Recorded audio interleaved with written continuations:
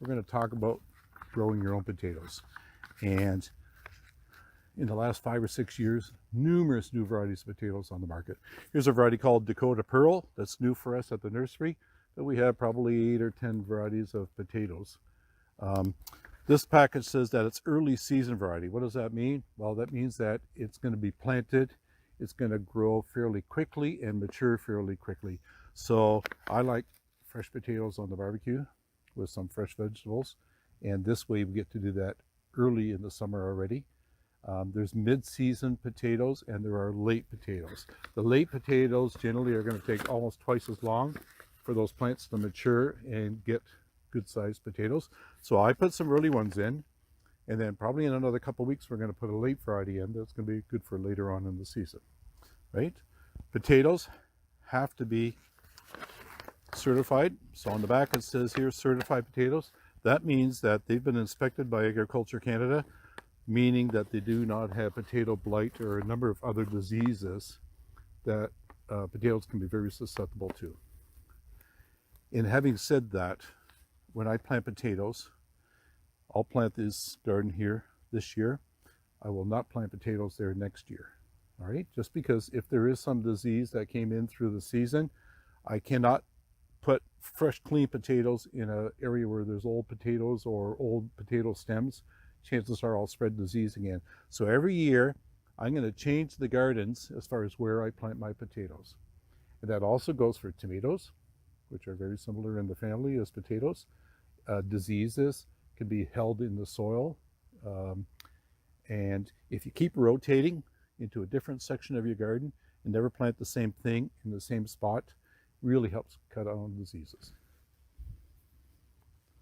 Let me just dump them out so you can have a good look at them. All right. You'll see 2 or 3 or 4 of these potatoes that are a little bit larger. These are eyes. Eyes are little sprouts that are coming out of the potato. So if I had a great big garden and I had more potatoes than this, I would like to plant a lot more potatoes than what I've got here. A lot of the potato growers, they'll actually cut them in half. And as long as you have an eye on this piece and an eye on this piece, these will still grow. Now the trick is, this is really wet, juicy now. So if I put this in the garden right now, and we've got a lot of damp weather, a lot of rain, likelihood is it will not seal over, it will rot. Especially if we get cold weather, all right?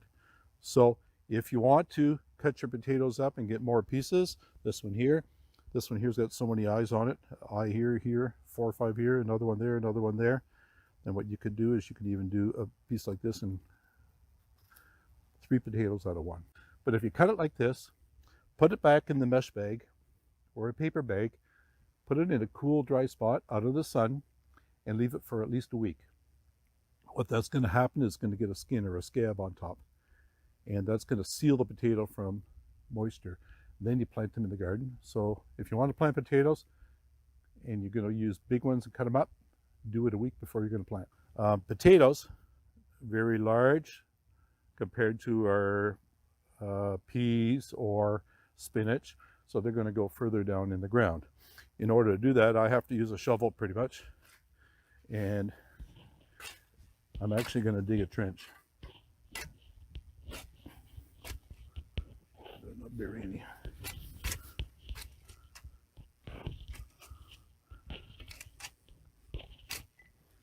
So a little bit more work, but again, you know, old potatoes, new potatoes always taste way better. And once these things have finished flowering, we'll start digging potatoes out already in the midsummer. We're not going to wait till the plants completely die either. Once a potato plant has flowered and the flowers are pretty much faded, I can get a shovel and I'll come in from the side of the plant and I'll dig down a little bit and I'll find 1 or 2 little potatoes like this, about the same size as that. I can take those off that plant without disturbing the roots of the potato, the rest of the plant, and fill the hole back in, and the plant will just keep growing and keep producing potatoes. So you can steal a few potatoes off each one as you go. So we're basically going to put them about 10 inches apart. I'm just going to try to split all these and fill the row as we go along.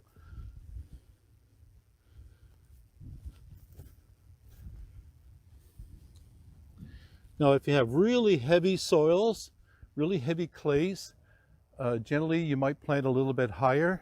If you have sandy soils, you can go down deeper because it's very easy to come up through sand. Heavy clays, a lot of plants have more difficulty pushing through the heavy soil, but you find that over the years as your garden soil improves, then depth is going to not be as much of a problem in heavier soils as well. So I'm just laying them in the bottom of the trench. Doesn't matter up or down.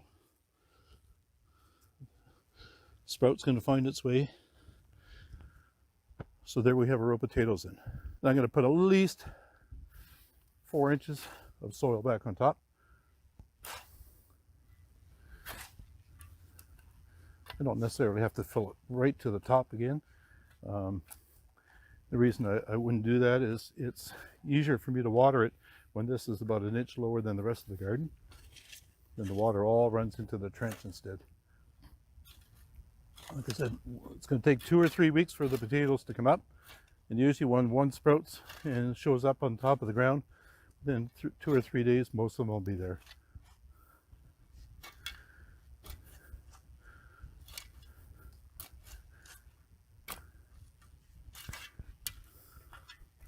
Level out a little bit. Easy enough.